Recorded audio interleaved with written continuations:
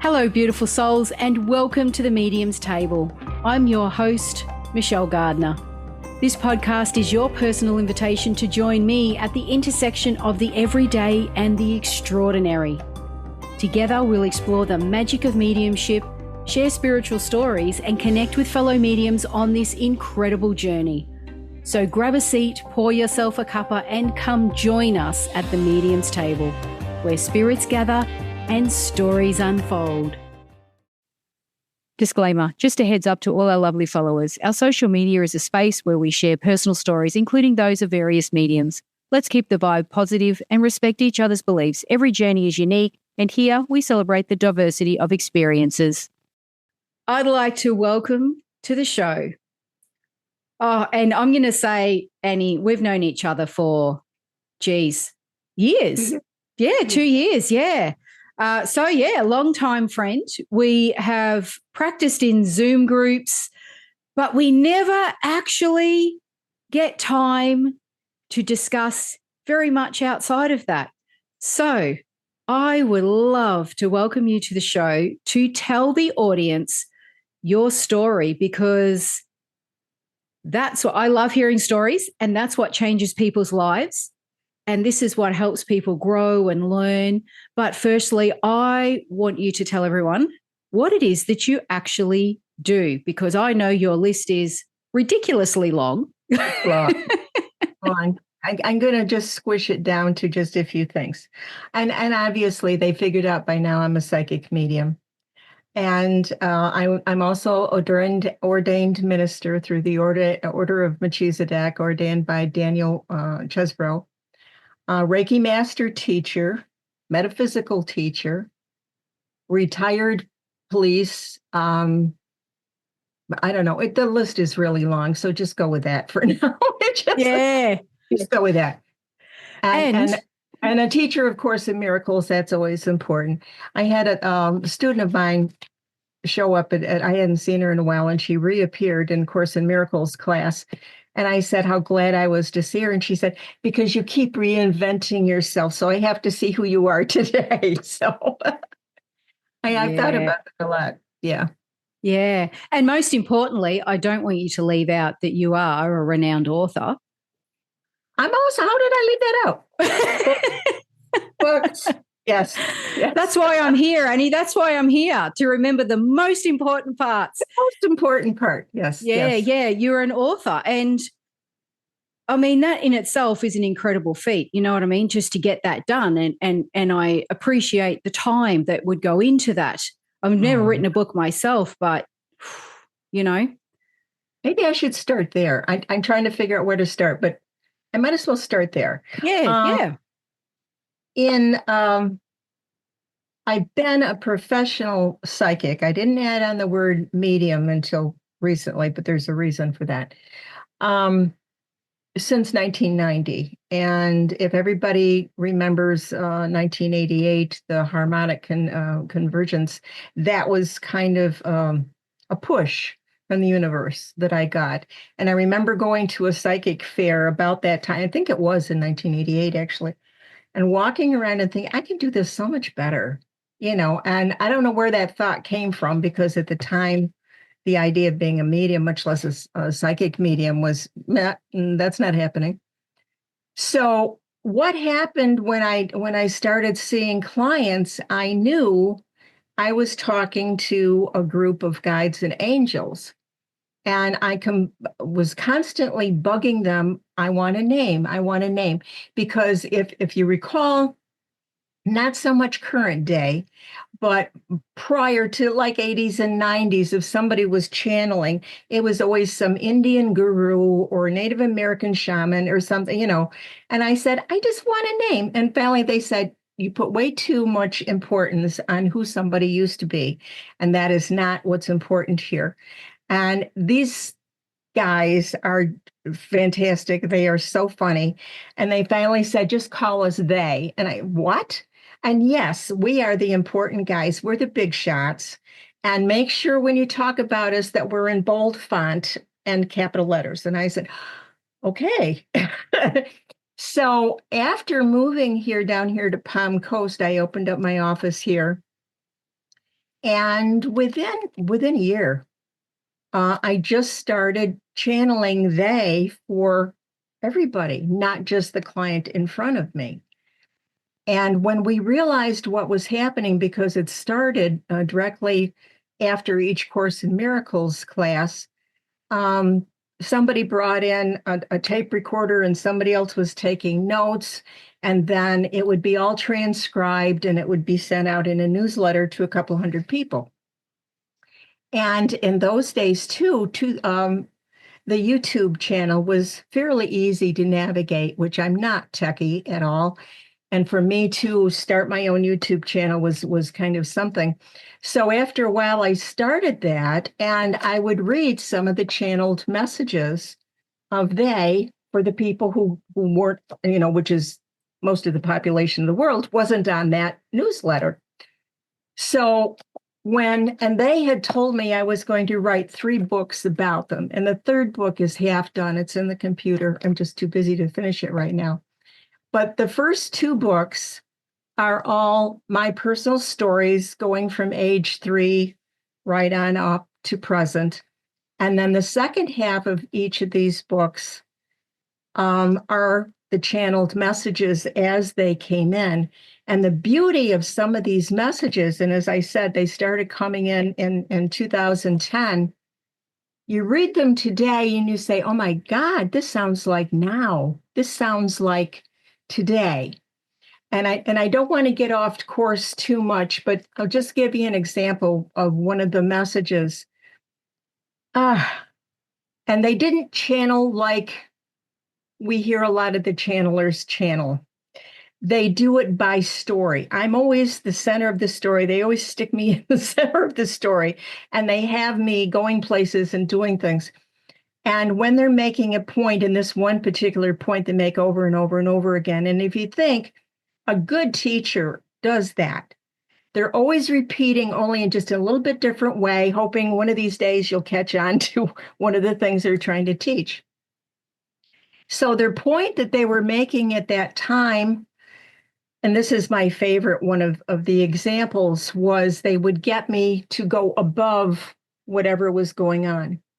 So in this particular message, I'm in a valley. People are screaming and shouting at each other. They're shooting each other. It was awful. It was just really awful.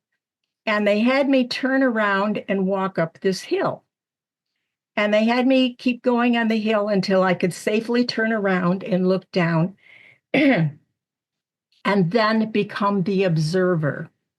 No longer involved, just watching from afar, observer. And getting that different perspective of what is going on here, but removing myself completely from the upset. Okay, beautiful. So I'm watching that, and then they have me turn around again and keep going up the hill. And I see this 2 big trees and a hammock swing, and they say, go ahead, sit in there, just swing. So I'm sitting there swinging, and down below me is chaos, just chaos, the earth in chaos. But here I am watching from a distance, swinging in this hammock. I'm cool.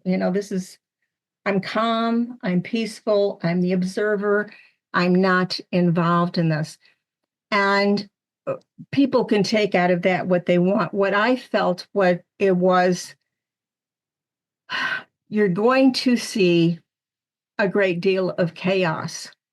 But if you get involved in it, nobody is going to come out of it very well. You have to remove yourself from that, be at peace. And the only way you can be at peace is to remove yourself from it. And the business of climbing the hill was just an example of you have to remove yourself, lift yourself up out of that situation, whatever's going on. And that's, of all the channelings they have done over the years, I think that's one of my favorites.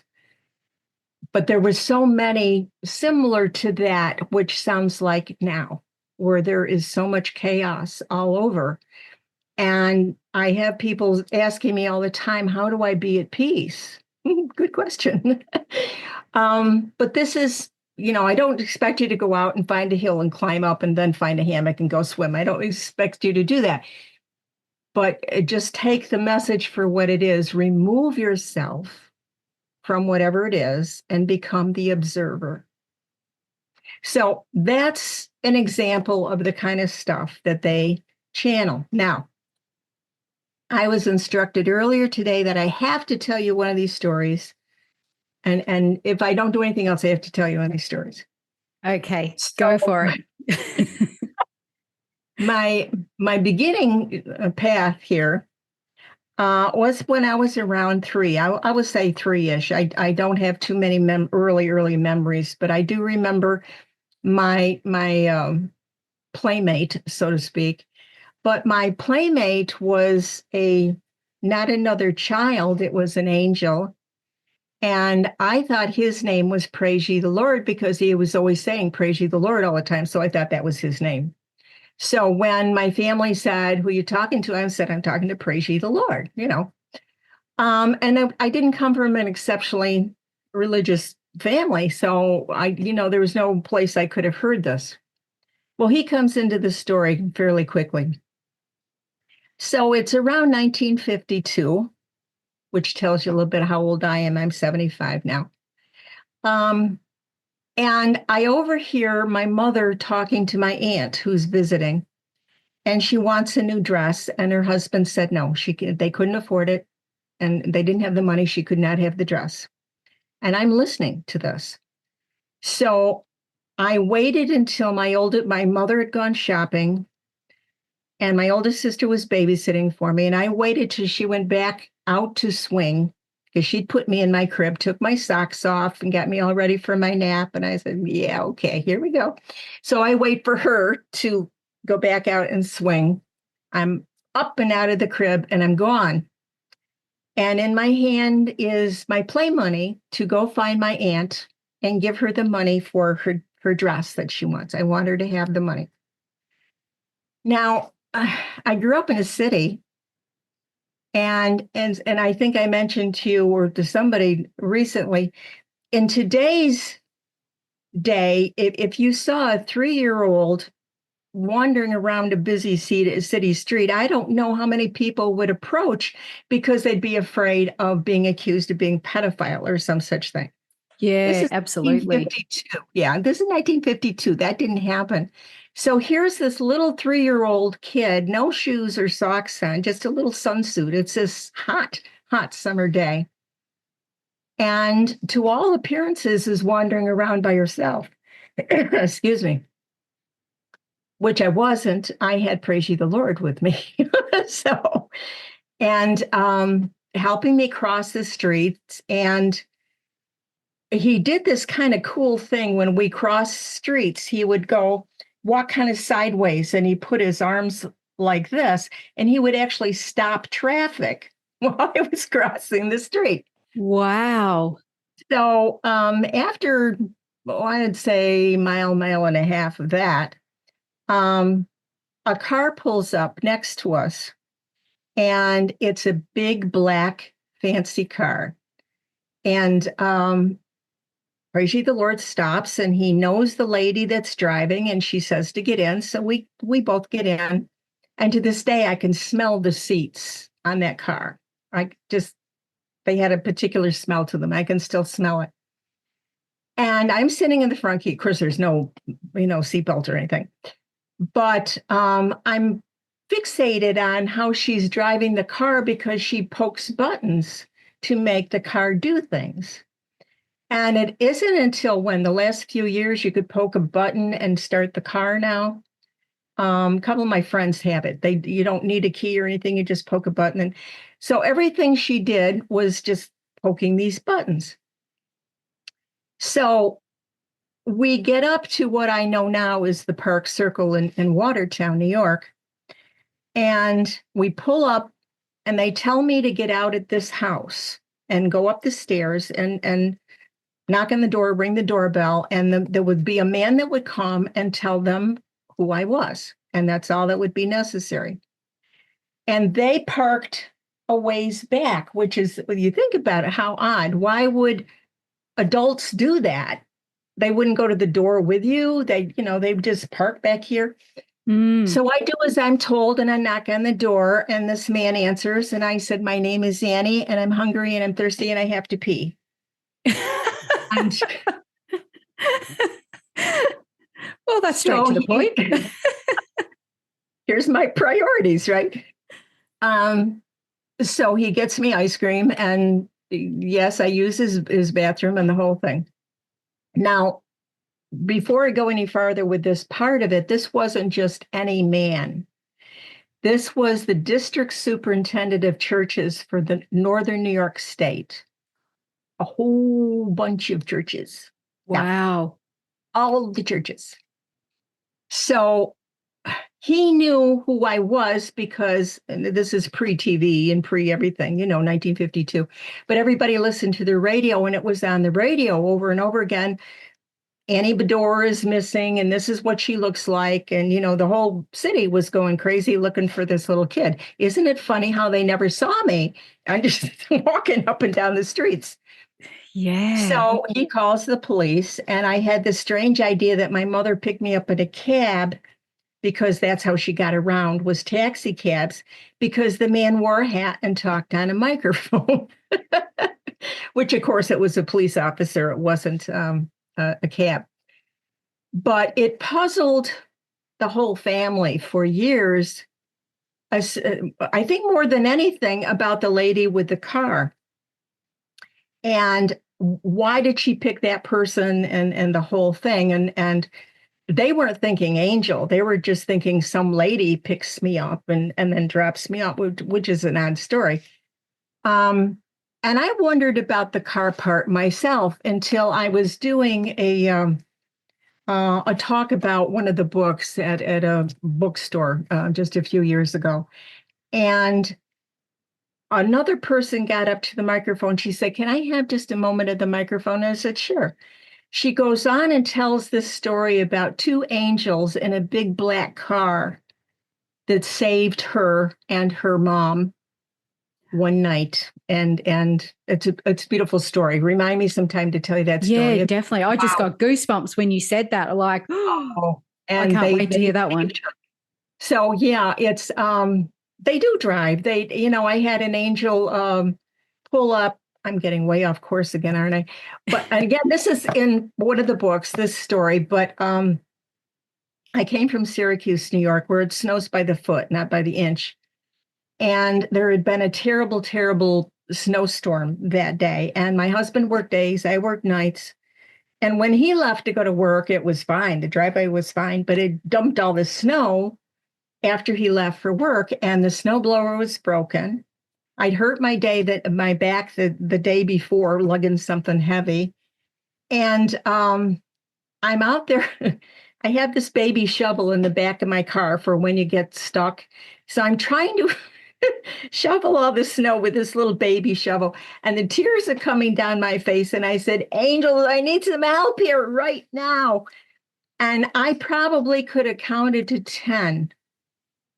And I lived in a big circle, and this truck with a plow on the front pulls in, comes right at me, rolls down the window and says, "Hey, lady, you need some help?" And I said, "Yes." "Well, get back in the garage then. Get out of the way." So he does. Wow. Driveway, bada bing, bada boom, that driveway is done.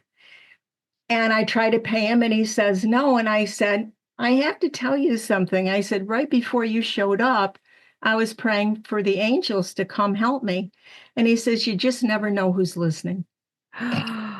Oh, that's incredible. So, Goosebumps yeah, again. Goosebumps. yeah, we could get off on angel stories, but that isn't the point of this thing. So anyway, I have to add one little piece to that. The story of Praise Ye the Lord and ending up on the Park Circle. That same house, 13 years later, the man that was in that house, the superintendent of churches, retired, and another man moved in with his family.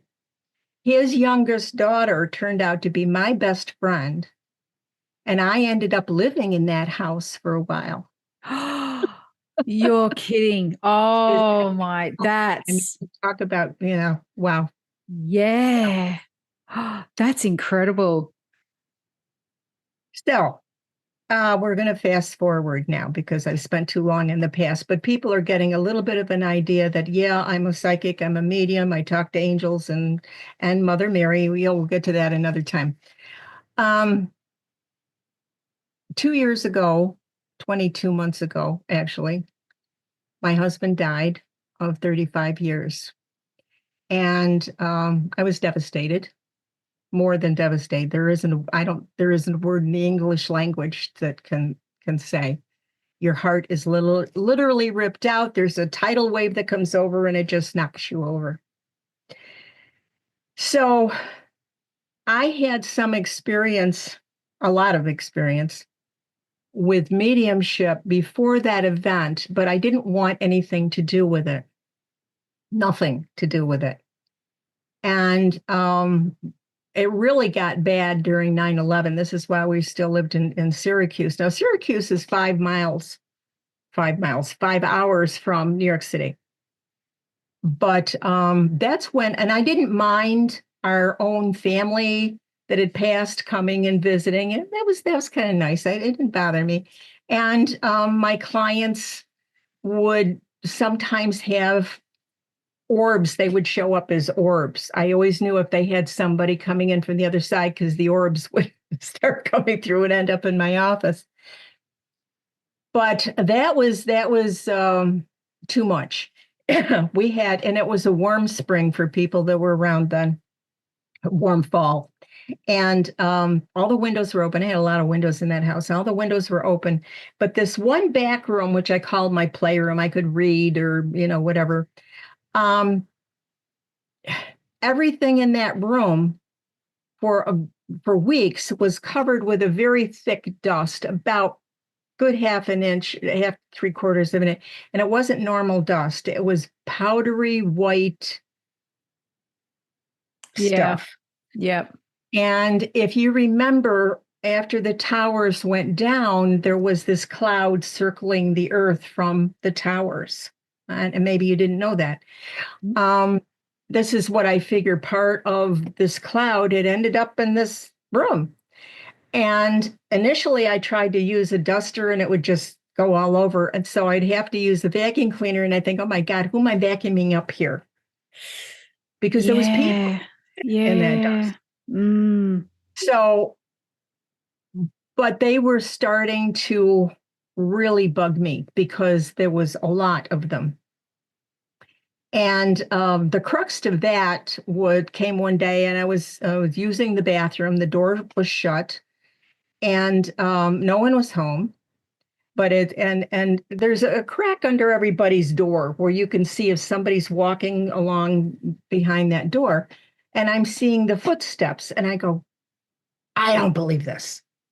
So I run and open up the door and I said, you have to leave me alone. You have to leave, just go. You have to leave me alone. So then I call a friend of mine who's a wonderful medium. She's a trance medium.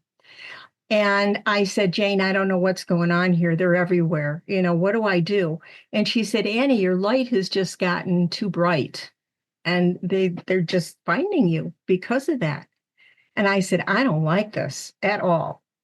So I kept shutting it down until my husband died.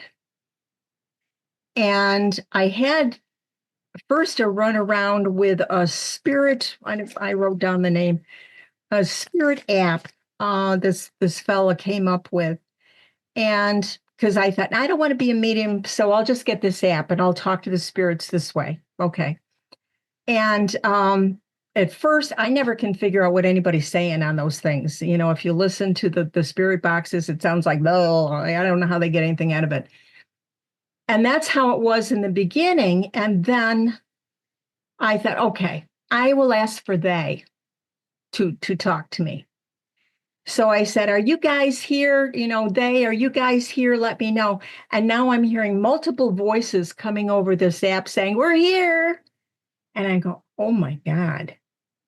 Wow. So then I said, Ed, are you here? And very, very clearly, I hear him say, please stop. So I did. But that was the second time I heard him. The first time I heard him was just as he lay dying in hospice. I was sitting next to his bed. I'd been up all night. And I was on the phone with my neighbor who was watching my kitties. And so I'm looking down at my phone, and in my head, not outside, but inside my head, I'm hearing, I'm leaving now. And it's like he's shouting. And I said, I have to go. And I hang up on her. And I go to stand up. And for those who are not in Florida, we have lanais, and it's like sliding glass doors that go out in patios. It's kind of like that. So as I'm standing up, I'm seeing this yellow gold cloud kind of lifting up, going towards the ceiling and out the lanai door.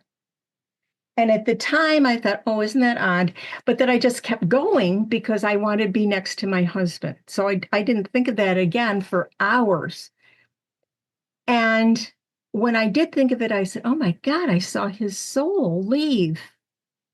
And he was trying to tell me, he did, he got through. I heard him very clearly. I'm leaving now. So that was the first of many, many communications and signs I got for him. And I do have to tell a brief story about James Van Praagh. I got an email from him because after the thing with the app, and I thought, well, Ed doesn't want me doing this. I got to do something else, you know, and I don't know where to even start with this or anything. Who do I ask? So I get this email from James Van Praagh, and I said, why is he emailing me? I don't know him. Yeah.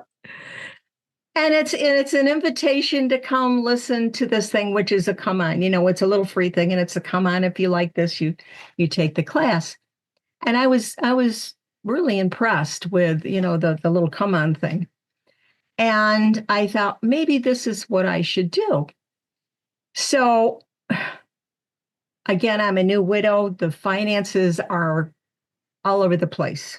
And I wasn't sure nothing was coming in yet. Absolutely nothing. If people think somebody dies and you start getting money the next day or the next week or even the next month, no, that it doesn't work that way.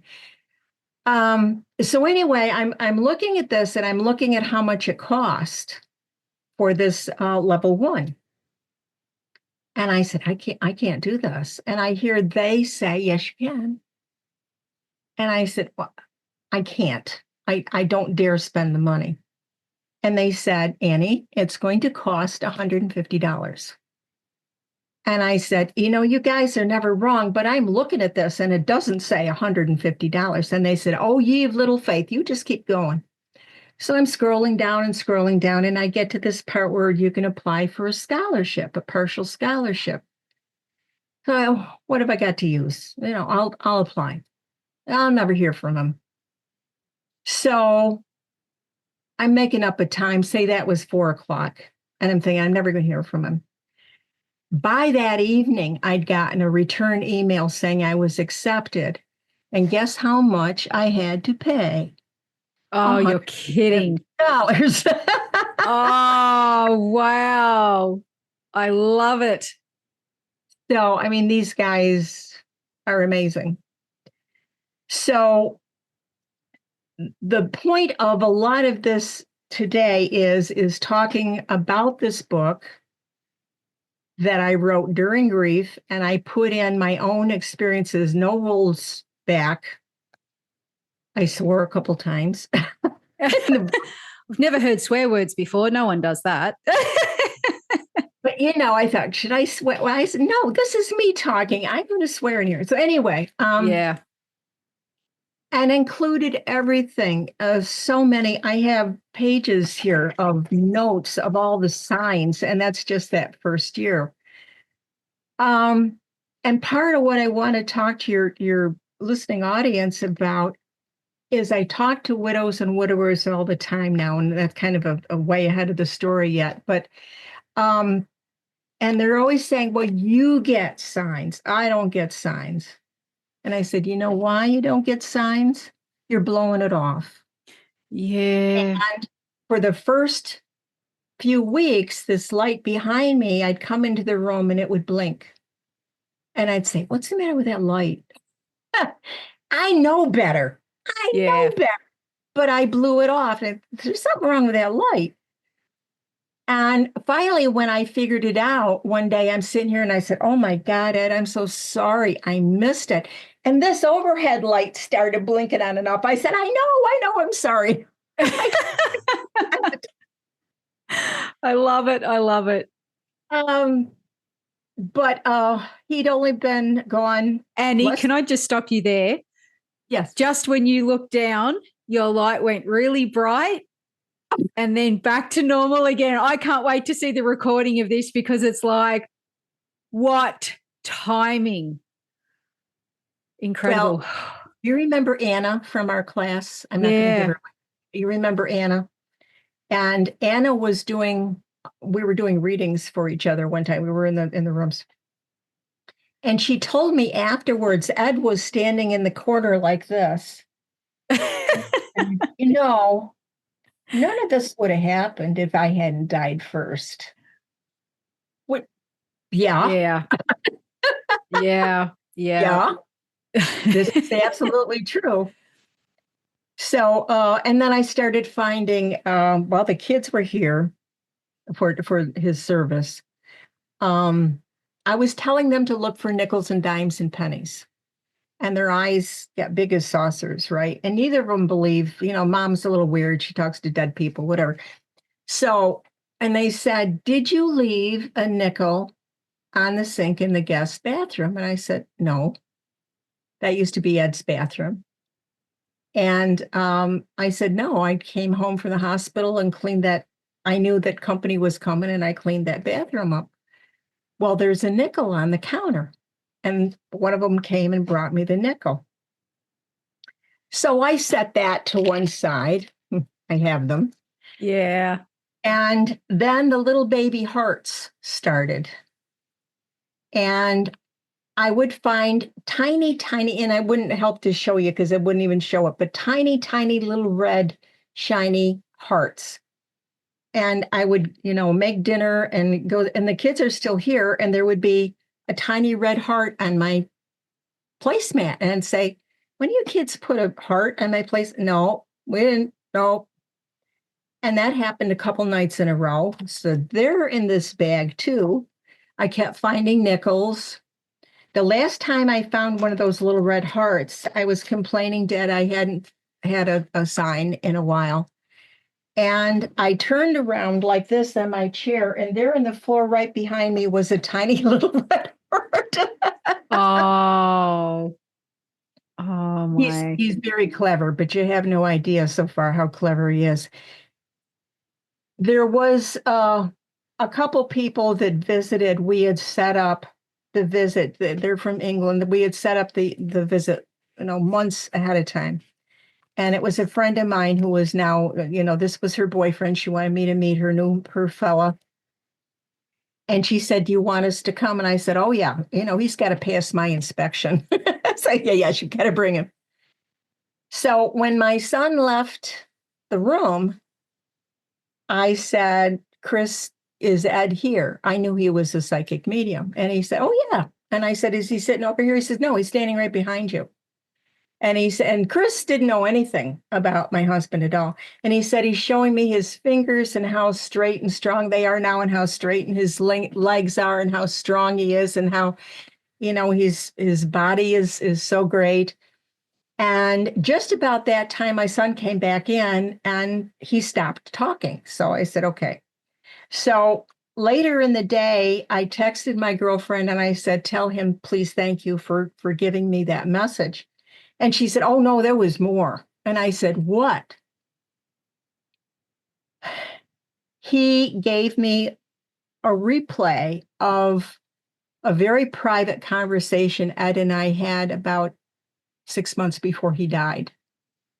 And he told me that replay. And I knew this was, I'm getting cold chills telling you that this was for real. He was actually talking to Ed. There was nobody else on earth that could have known that conversation. Wow. So we were off and running. So I start the JVP class, James Van Praagh. When I say JVP, I mean James Van Praagh. And what had started even the night he died, I started hearing voices in the house, and it wasn't just a man's voice. There was one or two women's voice. And my sister is passed, and my mom's passed. And I thought, oh my God, I left a TV on someplace. So I got up and looked around the house, and there was nothing. And then I thought, okay, you're stressed. You're imagining things. But that has repeated 4 or 5 times since he died, where I could hear I can't hear words. I can't make out the words. I just can. It's just as if somebody was sitting in my kitchen and I know they're talking, but I don't know what they're saying because you hear burp, burp, burp, burp, burp, burp, burp, burp. Yeah, yeah. So, and our song is Unchained Melody, and that's constantly popping up on my phone all by itself. He's very techie. He was very techie on this side, and he's a whiz on the other side. He's also amazing, and I will try and find some of these pictures and send them to you. I was in Weight Watchers and I hit goal, and I wanted him to come with me for my graduation kind of thing. And I made a big deal out of it. I got a kazoo and I got myself a little crown. And I had the leaders were wonderful. They even came to Ed's memorial. And I said, no, you open the door for me so I can make an entrance. So I'm blowing the graduation song. Da, da, da, da, da, da. And everybody's laughing and clapping and standing up and they're carrying on. Now, my best friend is there with me, and she's wonderful with the cameras and the phones. And I mean, she's a whiz. And I said, Pat, please record this. And she said, okay. And I, no sweat. So afterwards, I said, did you record it? And she said, yeah. And I said, what do you mean by that? What happened? And she said, I don't know what happened. So you can see me, part of me anyway, coming in the door where I was coming in. And all the eyes are looking there, but directly in front of Pat is my arm and my leg and just parts of me. And I'm going, what? Wow. It's one of the strangest pictures I ever saw. And we all kinds of people have seen it and then well, I don't know how this happened. So he was there, and my idea is his energy was messing with her phone camera. That's all I could think of. And we're going to talk about that again in another second. There was, I don't know, I think it was a full moon or something. I was out front anyway, and I wanted to get a picture of it. So I take that picture and the first picture is fine. It's the full moon. The second picture is a picture of a sneaker in the sky. You can see the sky around but instead of the moon, it's a sneaker. Mm. And it's like, what? Where does this come from? So he had a third time messing with camera that I can think of right off the top of my head. And this was a doozy. He had a Mustang that was his baby. And one year for Christmas, I had a pretend magazine cover made for him, and it's car magazine, and his car is on the front, and I'm making the headlines. Ed McAvoy says Mustang is the best car, the whole thing. And it was hanging over his computer in his room. So rather than because I knew the people that bought his car, I knew them quite well. Rather than take the picture down and outside, I thought I'll just take a picture of the picture and I'll show him. So I take the first picture and there's like this blur over that picture. And I thought, oh, what's that? So I went on and the second picture was perfect. I hadn't moved my position. I was standing exactly the same place. So the next day, I'm going through my pictures and I see the one with the blur and I'm getting ready to delete it. And I said, I have to see what that blur was. And you take your fingers and you make the picture bigger. Oh my God. The blur was rays of light coming into the Mustang, directed right through the driver's side of the window. And here's Ed's little face right in the middle of that blur of light. It just this Oh, little wow. face. And I go, you're aiming for behind the wheel, weren't you? And you didn't quite make it, but holy crow. Oh my God. Yeah. So I have a copy of that picture too. So Wow. he's talented. I'm talking about talented. I'll hop ahead a little bit. Um, he likes to mess with my computer when he's leaving a message. I will have it on, say AOL, and I'll get up and go potty, or I'll go make a meal or clean a cat box or whatever it happens to be. And I come back and I'm on a different page completely, something I never would look at. I don't know how it got there. And this has happened a lot. So at the time, I was taking classes from this fella in the UK, and I told him about it, and he said, "You've got to start paying attention to what these pages are because you're getting a message. If they aren't just random, you've got to pay attention to get the message." So the next day, there is this page on Amazon, and I know you can't see it, but it's a heart necklace Oh, with yes. our two stones in it. And it's double hearts, and my engagement ring was double hearts. Everything was double hearts. If you remember the two hearts found on the mat, everything is always two hearts. Yeah. And the words say something like, I will always love you now and forever. Oh, So, of course, I had to get that necklace because he picked it out for me. So there. yeah. Oh, that's gorgeous. So clearly, Ed's very active even in the afterlife. And a lot of people will Oh my God. think that once someone's gone, they're gone. That's it. There's no more. They're just not there. They don't exist anymore. It's over. But your story, and along with so many other people that I've interviewed, and even people that I haven't interviewed, the story continues. Their Oh, life yeah. continues, but in a different form. And they are always reaching out. And clearly, you've given an enormous amount of evidence of that. So, that being said, was that what really opened you up and led you to becoming a medium? Well, I always was a medium. The problem was I kept slamming the door. Mm, And if I didn't want me using the Spirit app, which obviously did work, um, I was either going to spend a fortune seeing mediums myself, or I had to open my own door. Finally. yeah, yeah. And then that experience with the James Van Prague scholarship thing, I said, okay, I got it. Here's my message. Okay, go ahead. So it was following the breadcrumbs. It was time to open the door. And again, I'm going to bring up JVP for a minute because I think it was January. It was just a few months after Ed died, and it was still really, really fresh. And it was $100 and you may or may not get a reading. You spent the $100 anyway from him and Kelly White. And it was over at say 9 o'clock, and it was 8:45. And I thought, oh, I'm never going to get a chance. They're never going to call on me. And Kelly White says, I got a cop here that is insistent he has to talk to his wife and talk now.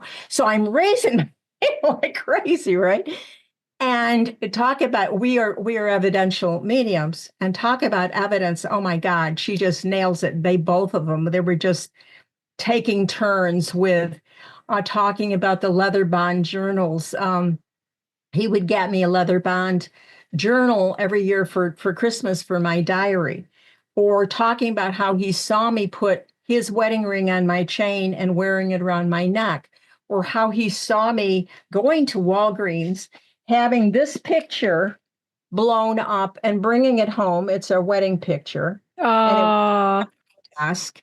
I mean, it was just.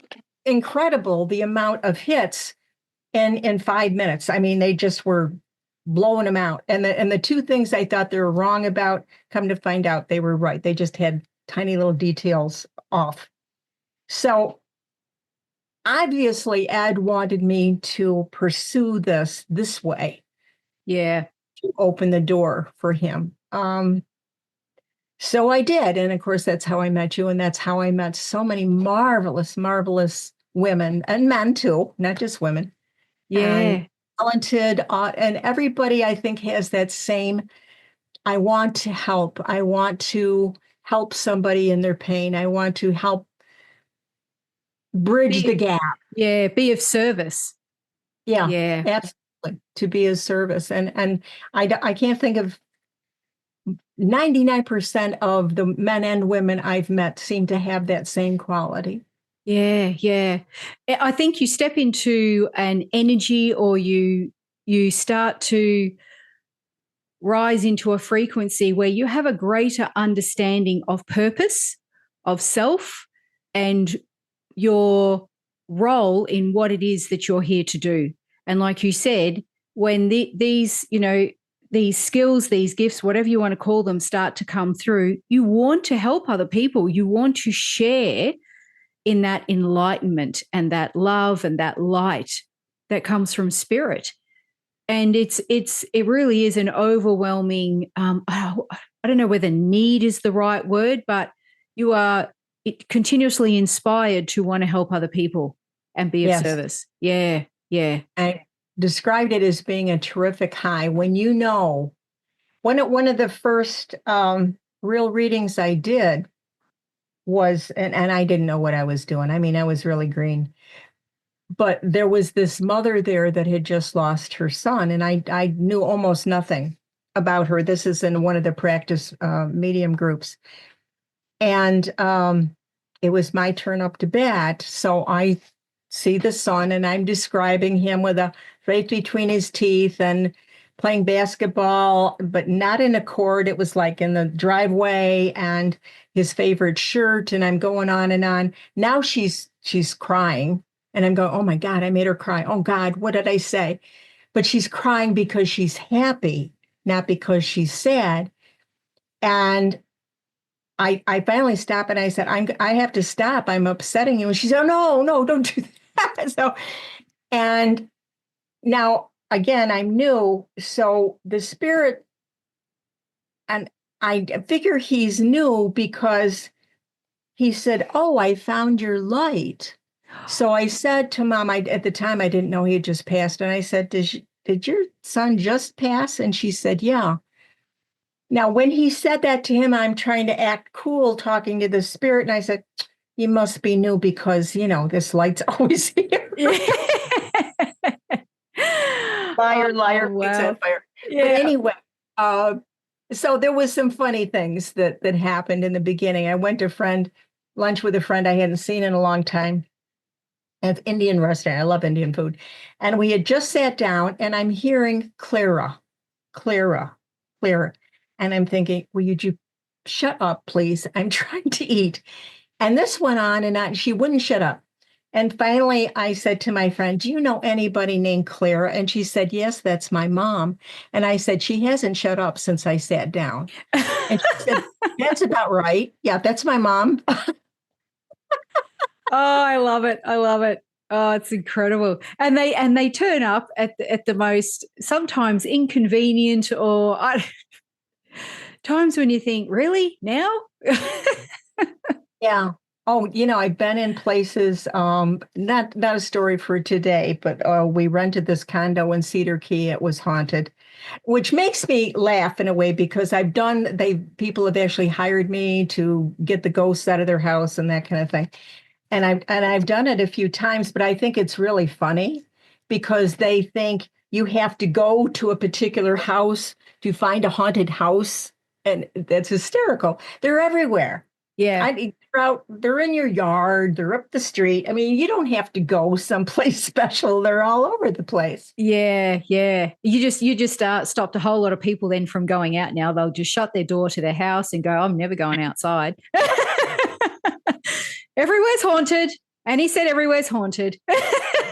I was doing this psychic fair one time, and it's back when I was still smoking, and we would take a break in the bar, and it was kind of like centrally located. It was all glass enclosed, and we would take a break, have a soda and a cigarette.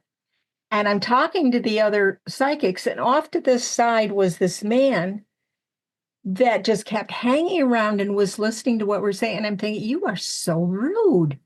And, he just wouldn't leave. And finally, I turned around and I was going to ask him to please leave, that he was really being rude. And of course, he disappeared as soon as I turned around. And I said, does anybody know this guy? And I described him, and it was somebody's uncle. And, this was in the middle of a hotel bar. So, I mean, I get used to them popping up and ads. But because of that, after it passed, I was lucky enough and blessed enough to have 2 grief counselors, but one of them was attached to the hospice house where my husband died. So it was hard enough going back there the first time because that's where he died. And I'm walking up the sidewalk and I'm thinking, oh my God, this place is full of dead people. And they're all going to want to talk to me. Yeah. Oh my God, no. So then I put a close for business sign up in front of my it seemed to have worked. It was okay, but wow. Oh, wow. And I just find it's incredible how you've been having these experiences since you were 3 years old. That's amazing. So for parents out there, when your child is having a conversation with perhaps no one, but just be open to the fact that there may very well be a spirit or a guide or a being of light. They don't necessarily have to be a ghost, but what do you call it? A spirit guide that may be there talking to them, perhaps, guiding them, but in a good way. Oh yeah. Oh yeah. Because I think movies movies have a lot to to answer for when it comes to bad spirits and all the bad things that happen around that. And it's not always like that. Actually, probably most of the time it's not like that. So be open, and there are people you can contact, which brings me to now, in this current time, in the present day, you are, correct me if I'm wrong, you are a grief counselor. I am now a grief a recovery coach. And this book was underway. I had planned to finish it on the first anniversary. But shortly before the first anniversary, both of my counselors started suggesting that I go back to school and become a grief recovery coach. And I'm just a tiny little aside. Remember that conversation I had with James Van Prague the January before? He had said, "Are you a grief counselor?" And I said, "No." "Well, you're going to be one." Oh, yeah. Wow. Yeah. You're not even a fruitcake. I'm never being a grief counselor. So, so because they were gently pushing me into this, and I thought, okay, this is an opportunity for me to help and to throw this in, because I really hope there's people watching that are caregivers. They're in that stage of caregiving, or maybe they've just lost someone. Find something that'll get you up in the morning and make you want to keep going. Initially, it was this book, and then the mediumship, and I just wanted to be not just a good medium, I wanted to be an excellent medium. Yeah. And those 2 things just kept me going. And then the third leg of the stool, being the grief recovery coach, completed the picture more or less of giving me new focus. Because frankly, your whole life is turned upside down when your mate dies, especially after 35 years. You lose your life. You don't know what you're going to do. Yeah. So hopefully somebody's listening, and please listen to what I'm saying. I don't care what it is. Maybe you want to volunteer at the Humane Society, something that makes you in the morning and keep going. And hopefully to help someone else, because I learned that lesson a long, long time ago. The fastest way for you to heal is to help someone else. Yeah. Guaranteed. Yeah. Now, Annie, can people reach out to you? And very wise words from someone with experience. So if someone, and it doesn't matter which country they're in, can they reach out to you and Yes. talk to you, book a session, and for you to be able to help them, guide them, or even, like you say, just to help find their legs again in the world and where they need to start? Because I can imagine I say I can imagine, but I honestly can never imagine what that must be like. So how can people reach you or find you? And you are worldwide, correct? Oh, yes. That's a benefit of the internet. Yes, I have signed up for a health practitioner video use, and it's very secure in the whole thing, and extremely easy for somebody to get in. And because I know that I'm going to be dealing with a lot of seniors, so it's very, very easy to contact me that way. My website is also really easy. It's my name, AYNNEMCAVOY.com, AnnMcAvoy.com. And if you want to email me, it's CAT9201 @AOL.com. And please put something in the subject line that I don't think you're spam. Yes. Yeah. I saw your show, or I read your book or something. So I know that this isn't spam, and I just delete you. Yeah, exactly. And I'll put all that information in the description as well with all the links. So it's very easy for people to just click, and that one click will take you to your website so people can reach out to you.